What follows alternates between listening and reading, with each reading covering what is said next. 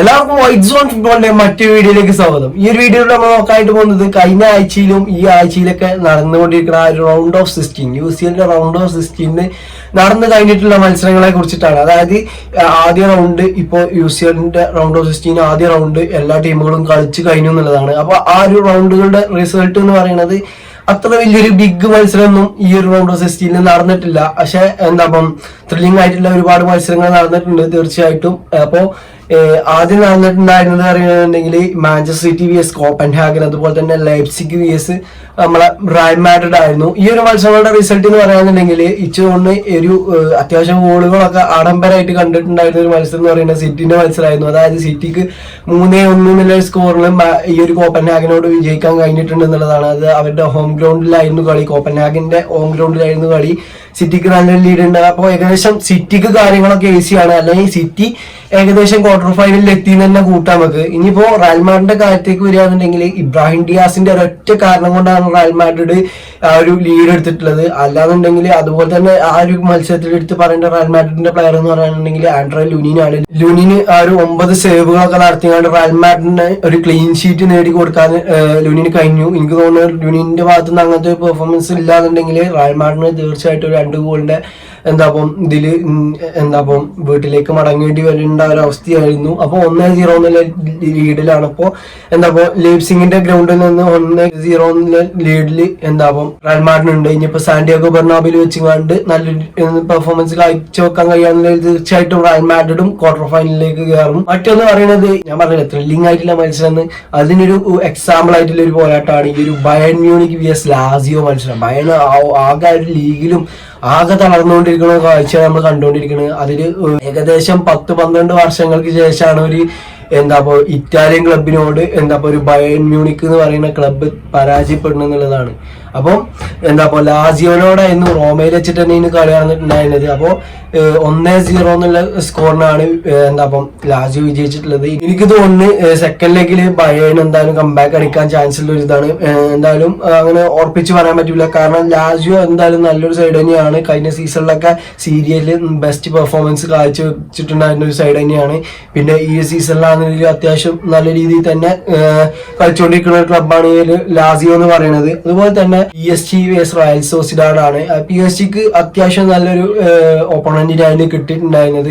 ആ ഒരു ഇതില് PSG വിജയിക്കുന്ന നമ്മൾ കണ്ടു. 2-0 എന്നുള്ള സ്കോറിനാണ് PSG ആദ്യത്തിലേക്ക് വിജയിച്ചിട്ടുള്ളത്. എനിക്ക് തോന്നുന്നത് എന്തായാലും PSG തന്നെ കയറി പോകും ആ ഒരു ക്വാർട്ടർ ഫൈനലിലേക്ക് എന്നുള്ളതാണ്. പിന്നെ പറയുന്നത് ഈ ഒരു റൗണ്ട് ഓഫ് 16 അത്യാവശ്യം നല്ലൊരു ഫിക്സ്ചർ നമ്മൾ കണ്ടിട്ടുണ്ടായിരുന്നത് Inter Milan VS Atletico Madrid ആണ്. ആ ഒരു മത്സരത്തെ കുറിച്ചിട്ടാണ് ഇതിലെടുത്ത് പറയേണ്ട സംഭവം പറയുന്നത്, നമ്മളൊക്കെ വിചാരിച്ചിട്ടുണ്ടായിരുന്നത് അല്ലെങ്കിൽ കുറെ ആൾക്കാർ വിചാരിക്കും ഇവർ തമ്മിൽ ഏറ്റുമുട്ടുമ്പോൾ നല്ലൊരു ഗോളൊക്കെ കണ്ടുകാണ്ടിലൊരു കളി നമുക്ക് കാണാൻ കഴിയുന്നുള്ളത്. പക്ഷെ 2 ഡിഫെൻസീവ് ക്ലബ്ബുകളാണ് ഏറ്റുമുട്ടുന്നത്. അതുകൊണ്ട് തന്നെ അവിടെ ഗോളുകളൊന്നും കൂടുതൽ പറഞ്ഞിട്ടില്ല. ആദ്യ ഗോൾ തന്നെ പറഞ്ഞിട്ടുണ്ടായിരുന്നു. ആ ഒരു ഗോളെ വന്നിട്ടുള്ള ആ ഒരു ഗോൾ തന്നെ 29ാമത്തെ മിനിറ്റിലെത്തിയാണ് അടിച്ചിട്ടുണ്ടായിരുന്നത്. അങ്ങനെ ഇന്റർ മിലാനിൽ ലീഡ് എടുക്കാൻ സാധിച്ചിട്ടുണ്ട്. ഇതിപ്പോ ഇന്റർ മിലാന്റെ ഹോം ഗ്രൗണ്ടിലാണ് കളി നടന്നിട്ടുണ്ടായിരുന്നത്. ഇനിയിപ്പോ മാഡ്രിഡിലേക്ക് പോയിങ്ങാണ്ട് അവിടെയും നല്ലൊരു പെർഫോമൻസ് ഇന്റർ മിലാന് കാഴ്ചവെക്കാൻ കഴിയുകയാണെന്നുണ്ടെങ്കിൽ വീണ്ടും അവരൊരു ക്വാർട്ടർ ഫൈനലിലേക്ക് പ്രവേശിക്കാൻ നമുക്ക് കാണാൻ കഴിയും. കഴിഞ്ഞ സീസണിലെ ഫൈനലിസ്റ്റുകളാണ് ഈ ഒരു ഇന്റർ മിലാൻ എന്ന് പറയുന്നത്.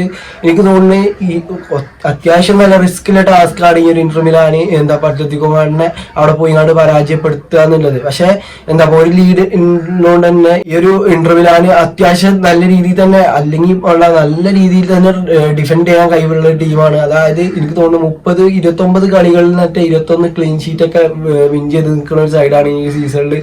അത്രത്തോളം മികച്ച ഡിഫെൻസീവ് പെർഫോമൻസ് കാഴ്ചവെക്കാൻ പറ്റുന്ന സൈഡാണ് ഈ ഒരു ഇന്റർ മിലാന്. തീർച്ചയായിട്ടും മാഡ്രിഡിൽ ഒരു ത്രില്ലിംഗ് പോരാട്ടം നമുക്ക് കാണാൻ കഴിയുന്നുള്ളത് തന്നെയാണ്.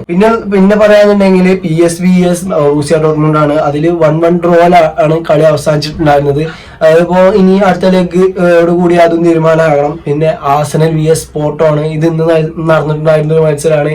ഇതിനെ കുറിച്ച് പറയാനുണ്ടെങ്കിൽ ആർസണൽ ലീഗിൽ എത്രത്തോളം ഇമ്പാക്ട് ഉണ്ടാക്കിയിട്ടാണ് വരുന്നത്. ലാസ്റ്റ് മത്സരത്തിൽ ഏകദേശം ലാസ്റ്റ് 3-4 മത്സരങ്ങളൊക്കെ എടുത്ത് നോക്കുകയാണെന്നുണ്ടെങ്കിൽ 10-11 ഗോളൊക്കെ സ്കോർ ചെയ്തിങ്ങാണ്ട് അവസാനത്തെ 2 മത്സരത്തിൽ 5 ഗോളുകളൊക്കെ സ്കോർ ചെയ്തിങ്ങാണ്ട് വരുന്ന ഒരു സൈഡാണ് യുഎഫ ചാമ്പ്യൻസ് ലീഗിൽ വന്നുങ്ങാണ്ട് FC പോർട്ടോനോട് വന്നുങ്ങാണ്ട് പരാജയപ്പെടുന്നത്.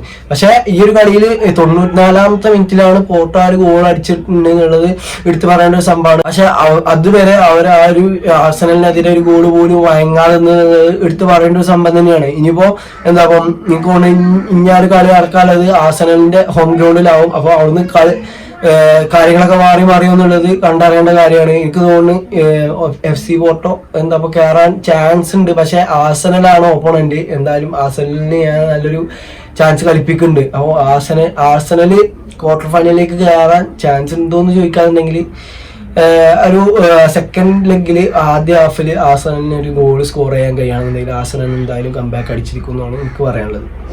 പിന്നെ നാപ്പോളി vs ബാർസലോണയാണ്. ഇതിലിപ്പോ ഞാൻ കണ്ട മത്സരം എന്ന് പറയുന്നത് 2 മത്സരങ്ങളാണ് കണ്ടത്. അത് ഒന്ന് റയലിന്റെ കളിയാണ്. റയലിന്റെ കളിയിൽ അതിനെ കുറിച്ച് നമ്മൾ ഓൾറെഡി ഒരു റിവ്യൂ ഇട്ടിരിക്കുന്നത്. അതുപോലെ തന്നെ ഇന്നലെ ഞാൻ FC ബാർസലോണ vs നാപ്പോളി മത്സരം കണ്ടിട്ടുണ്ടായിരുന്നു. അതിന്റെ ഇടയ്ക്ക് കൂടെ അവിടെ ലിവർപൂൾ നല്ലൊരു പെർഫോം ചെയ്തിട്ടുണ്ടായിരുന്നു. പക്ഷെ ഞാൻ ഈ ഒരു കളികൾ കണ്ടിട്ടുണ്ടായിരുന്നു. ഫസ്റ്റ് ഹാഫ് ലിവർപൂളിനെ കണ്ടു. പക്ഷെ ഈ ഒരു കളിയിൽ എനിക്ക് ഞാൻ ഫസ്റ്റ് ഹാഫേ കണ്ടിട്ടുള്ളൂ. കാരണം ഈ ഉറക്കത്തിന്റെ കുറച്ച് സീൻസ് ഉണ്ട്. അപ്പോൾ പെട്ടെന്ന് ഉറങ്ങാൻ ഇതിൽ ഫസ്റ്റ് ഹാഫ് മാത്രം കണ്ടു. അതിൽ എനിക്ക് തോന്നിയത് ബാസക്ക് നല്ല നല്ല ഓപ്പർച്യൂണിറ്റികൾ ഫസ്റ്റ് ഹാഫ് തന്നെ ഉണ്ട്. എനിക്ക് തോന്നുന്നു ബാസ കുറച്ചും പാടെ ഫോമിൽ നിൽക്കുന്ന ടീമാണെന്നുണ്ടെങ്കിൽ ഏകദേശം 2 ഗോളിന് ഫസ്റ്റ് ഹാഫ് തന്നെ ലീഡ് എടുക്കാനുള്ള വകുപ്പുണ്ട്. കാരണം അങ്ങനെ ഒരു തട്ടിമുട്ടി പോണ പോക്കിലാണ് നാപ്പോളി കളിച്ചിട്ടുണ്ടായിരുന്നത്. നാപ്പോളിനോട് സിമ്പിളായിട്ട് ബാസക്ക് ജയിക്കാൻ പറ്റുന്ന ഒരു മത്സരമാണ് ഞാൻ വിചാരിച്ചിട്ടുണ്ടായിരുന്നത്. പക്ഷെ 1-1 ഡ്രോയിലാണ് കളി അവസാനിച്ചിട്ടുണ്ടായിരുന്നത്. സെക്കൻഡ് ഹാഫിൽ ഇനി കളി എങ്ങനെയാണെന്നുള്ളത് ഞാൻ നോക്കിയിട്ടില്ല. അപ്പോൾ ഇതൊക്കെയാണ് റൗണ്ട് ഓഫ് 16 പറയാനുള്ളത്. എനിക്ക് ഈ റൗണ്ട് ഓഫ് 16 പറയാനുണ്ടെങ്കിൽ ഒന്നിൽ കൂടുതൽ ഗോൾ അടിച്ചിട്ടില്ല 2 ടീമുകളെ ഈ റൗണ്ട് ഓഫ് 16 അത് പറയുകയാണെന്നുണ്ടെങ്കിൽ സിറ്റിയും PSG ആണ്. അങ്ങനെ ഇനിയിപ്പോ റൗണ്ട് ഓഫ് 16 സെക്കൻഡ് ലെഗ് എന്ന് പറയുന്നത് മാർച്ച് ആദ്യ വാരം ആയിരിക്കും. അപ്പോൾ ഇതൊക്കെയാണ് ഞാൻ ഇതിനെ കുറിച്ചിട്ട് പറയാൻ ഉദ്ദേശിച്ചത്. അപ്പോൾ ഇന്നത്തെ വീഡിയോ ഇത്രയുള്ളൂ. ഈ ഒരു വീഡിയോ നിങ്ങൾക്ക് ഇഷ്ടപ്പെടുകയാണെന്നുണ്ടെങ്കിൽ തീർച്ചയായിട്ടും കൂടെ നിൽക്കുക. ഓക്കെ.